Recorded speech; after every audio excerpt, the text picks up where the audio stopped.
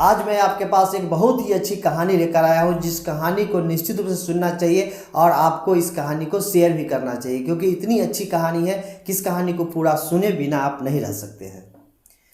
तो चलिए, कहानी स्टार्ट करने से पहले आप सभी को मेरा प्रणाम है, प्रणाम, नमस्कार, वंदे मातरम। मैं गजेंद्र प्रसाद मधुबनी से आपका भाई, और आज फिर आपसे मिलते हुए बहुत ही अच्छा लग रहा है। और आज की कहानी बहुत ही महत्वपूर्ण है। और ये जो कहानी है ना, आज की कहानी नहीं है, कहानी बहुत सैकड़ों साल पहले की है, जिस समय मुगल शासक अपने यहाँ राज करते थे और उस समय में हिंदुओं को पूजा पाठ करने में परेशानी उत्पन्न की जाती थी और पूजा पाठ से विरमित किया जाता था, यानी अलग किया जाता था। उस समय एक साधु थे, जो साधु जंगलों में रह करके तपस्या करते थे, वहाँ पर एक कुटिया बना कर रहते थे। लेकिन वो लोगों को चाहते थे कि परमात्मा से स्नेह करे, परमात्मा से प्रेम करे और परमात्मा के स्नेह में वो सभी रहे। इसलिए वो कभी कभी गांव में आ जाते थे, शहर में आ जाते थे और लोगों को परमात्मा से प्यार करने के तरीका को बताते थे।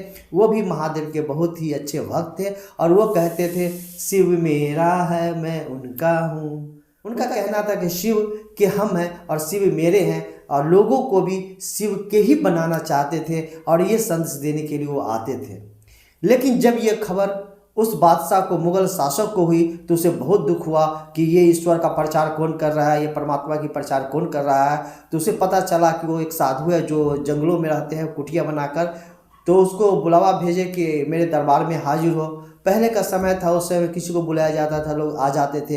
ये तो साधु थे, सन्यासी थे, इनको क्या पता कि क्यों बुलाया जा रहा है। उनको बोला गया तो वो एक पहले के जो साधु थे ना, राजन का सम्मान करते थे, राजा को मानते थे कि इस धरती के वो राजा हैं, उनका सम्मान किया जाना चाहिए। तो वो उसके दरबार में हाजिर हुए तो उससे पूछा गया, यार साधु बताओ, तुम परमात्मा का काम करते हो, लोगों को परमात्मा के दास बनाते हो, परमात्मा से स्नेह करने का तरीका बताते हो। तो कहा हाँ मैं बताता हूँ। क्यों बताते हो? तो कहा कि परमात्मा मेरा है, शिव मेरा है और मैं उनका हूँ, और चाहता हूँ कि पूरा संसार शिवमय हो, इसीलिए मैं उनको बताता हूँ ये बात। का नहीं, ये तुमको छोड़ना होगा। उसने कहा कि नहीं मैं नहीं छोड़ सकता, मैं तो जीते जी नहीं छोड़ सकता। तो मुगल शासक ने कहा कि नहीं छोड़ोगे तो तुमको मृत्यु दंड दिया जाएगा। साधु मुस्कुरा दिए, कहा कि मुझको मृत्यु से क्या भय, मैं मृत्यु से भयभीत नहीं होता हूँ। जब तक वो रखने वाला है तब तक मैं इससे भयभीत नहीं हूँ। आप चाहे तो मुझे प्राण दंड दे सकते हैं। राजा थोड़ा सोच में पड़ गया कि अरे प्राण दंड से भी इसको कुछ भय नहीं है, तो इसको भय कैसे होगा। तो उन्होंने कहा कि इसको यदि तड़पा करके मारूंगा तो इसको भय होगा। फिर उसने सोचा कि इसको ऐसा काम करूं कि दुनिया की नज़रों में गिर जाए तो ये किसी को भी अपनी बात नहीं कहेगा, लोग इसकी बात को नहीं मानेगा। तो राजा कहा ठीक है, आप बैठिए और आपको जो मैं कहता हूँ वो करना होगा। तो उसने कहा ठीक है राजन, बोलिए क्या करना है हमको। तो कहा कि ठीक है, मैं आपको प्राण दंड नहीं देता हूँ, ले आपको 4 चीज़ है जिसका कि सेवन किसी एक चीज़ का आपको करना होगा, या चारों चीज़ का सेवन कर सकते हैं, आपके लिए मैं उपहार स्वरूप दूंगा। तो उसने कहा कि क्या देंगे आप उपहार स्वरूप।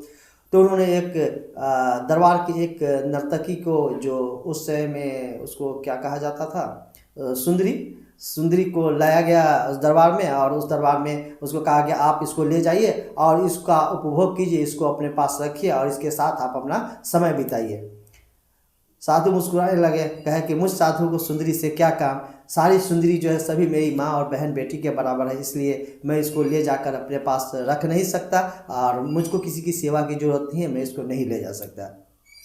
तो राजा ने कहा कि ठीक है, इसको नहीं ले जा सकते तो ऐसा कीजिए कि आप इस बकरे को ले जाइए, ये जो सामने बकरा देख रहे हैं ना, इस बकरे को ले जाइए और बकरा को ले जा करके आप इसका मांस बना करके आपको खाना होगा, आपको उपभोग करना होगा।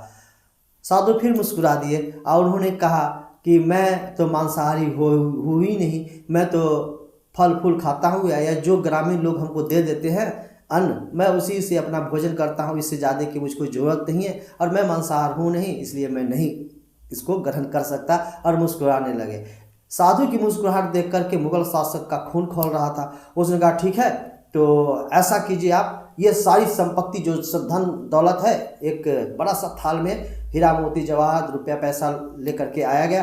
कहा कि इसका उपयोग आपको करना होगा, आपके निजी जीवन में इसको खर्च करना होगा, और इसका उपयोग करके जो खरीदना चाहे खरीद करके आप इसका उपयोग करें। फिर साधु मुस्कुराने लगे और ये मुस्कुराहट उसको राजा को तीर की तरह चुभती थी। साधु ने कहा कि मुझको धन दौलत से क्या काम, मुझको तो जो चाहिए वो खाना पीना मिल ही जाता, प्रकृति से मिल जाता है, कुछ गांव वाले दे देते हैं, तो मैं इसका क्या उपयोग करूंगा? ये धन दौलत मेरे किसी काम के नहीं, मेरे लिए तो ये शून्य के बराबर है, मुझको इसका कोई उपयोग नहीं है। राजा का क्रोध सातवें आसमान पर। उसने कहा ठीक है, अरे ये तीनों चीज़ नहीं चाहिए तो एक चीज़ है आप तो ले सकते हैं। तो क्या? तो पीने का चीज़ है। वो लाया गया सामने में, तो उसने कहा ये रंगीन पानी क्या है? कहाँ, ये जो रंगीन पानी है ना, ये सुरा है, यानी शराब है, इसका सेवन आपको करना पड़ेगा। और इसको तो कहा कि ये तो मांसाहार मैं तो नहीं ग्रहण करता। कहा मांसाहार नहीं है, ये फलों का जूस है, इसका सेवन आपको करना पड़ेगा। और इसको हम लोग इस सुरा कहते हैं, इसको हम लोग भी पीते हैं। तो साधु सोचने लगे और सोचने लगे कि महादेव भी तो जहर पिए थे इस संसार के लिए, यदि मैं ही पी लूँ तो क्या गलत है? चलो मैं इसका ग्रहण कर लेता हूँ, क्योंकि इससे इसके गुस्सा शांत हो जाएगा और हमारे जितने भक्तजन हैं, जितने लोग हैं, उस पर भी इसका कोप भाजन का शिकार वो लोग भी नहीं बनेंगे। चलो मैं इसका जो रंगीन पानी है उसको पी लेता हूँ। लेकिन रंगीन पानी आप भी जानते हैं कि जो शराब होता है उसके पीने के बाद लोग अपने होशो हवास में नहीं होता है और उसके बाद बड़े बड़े अपराध हो जाते हैं। ठीक वही हाल हुआ उस साधु के साथ। साधु ने उस रंगीन पानी को ग्रहण किया। ग्रहण करने के थोड़ी देर के बाद उसका जब माथा घूमा और उसके बाद जब नशा सवार हुआ तो उसको सब कुछ अच्छा लगने लगा, क्योंकि शराब अपना असर शुरू कर दिया था। आप भी देखते हैं कि लोग शराब पीने के बाद विभिन्न प्रकार का अपराध करने लगता है। अपराधी प्रवृत्ति के लोग शराब का ही सेवन करते हैं और विभिन्न प्रकार का अपराध करते हैं जो करना नहीं चाहिए। शराब का नशा जब उतर जाता है तो उसको पछतावा होती है। उस समय में साधु ने भी राजा के कहने पे शराब पी लिए और पीने के बाद उसको सुंदरी भी अच्छी लगने लगी, उसको बकरा भी अच्छे लगने लगा, उसको वहाँ पर जो धन दौलत था वो भी अच्छा लगने लगा। कहा मैं सभी चीज़ ले लूँगा, और सभी ले करके वो साधु आगे बढ़े। और राजा तो यही चाहता था कि इसको जो दरबारी लोग देखेंगे, दरबारी लोग शिकायत करेंगे जनता के पास, जनता इसकी बात नहीं मान करके भगवान की भक्ति से विमुख हो जाएगा। तो देखिए कालांतर में तो प्रजा इस बात को समझी और साधु का जब नशा उतरा तो वो अपने परमात्मा से क्षमा याचना किया, लोगों से भी क्षमा याचना किया कि मैं तो समझा नहीं, मैं इसका सेवन कर लिया। और उसके बाद फिर वो अपने भक्ति भाव में रम गए, कंदराओं में जाकर तपस्या करने लगे। लोगों को संदेश दिए कि परमात्मा से स्नेह करो, परमात्मा शिव ही सब कुछ है, उनसे अलग नहीं हो, क्योंकि परमात्मा शिव तुम्हारा है और तुम शिव के हो, इस बात को समझो। तो इस कहानी से हमें क्या सीख मिलती है? हमें यही सीख मिलती है कि ये जो सुंदरी है, ये जो मांस है, ये जो धन है, ये सभी तो भोग की चीज़। इसके खाने के बाद हम सभी अपने जो मनुष्य का जो गुण है उससे तो विमुख हो ही जाते हैं। लेकिन ये शराब है ना, ये सबसे खतरनाक है, तो इसका सेवन हम लोग ना करें। और जो कोई करते हैं ना उसे भी समझावें और उसे भी ये वीडियो को दिखाइए, जो ये कहानी है ना इस कहानी को दिखाइए। कहानी देखने के बाद निश्चित रूप से वो समझेंगे इस बात को। और हमेशा प्रयास ही हम सभी को करना चाहिए कि हमारे पास जो प्राप्त है ना वही पर्याप्त है, जो प्राप्त है वही पर्याप्त है। इस बात को हमेशा ध्यान देकर चलना चाहिए। और हम सभी तो महादेव को अपना गुरु बनाए हुए हैं। महादेव गुरु की दया से हम सभी को बिल्कुल सच्चे और अच्छे बन के रहना चाहिए, जिससे कि कोई ये नहीं कहे कि शिव का शिष्य कैसा होता है, शिव हमारे बदनाम नहीं हो, इस बात का हम सभी को निश्चित ही ख्याल रखना चाहिए। तो इसी के साथ ही आज की कहानी को विराम देता हूँ। फिर मिलता हूँ किसी और दिन।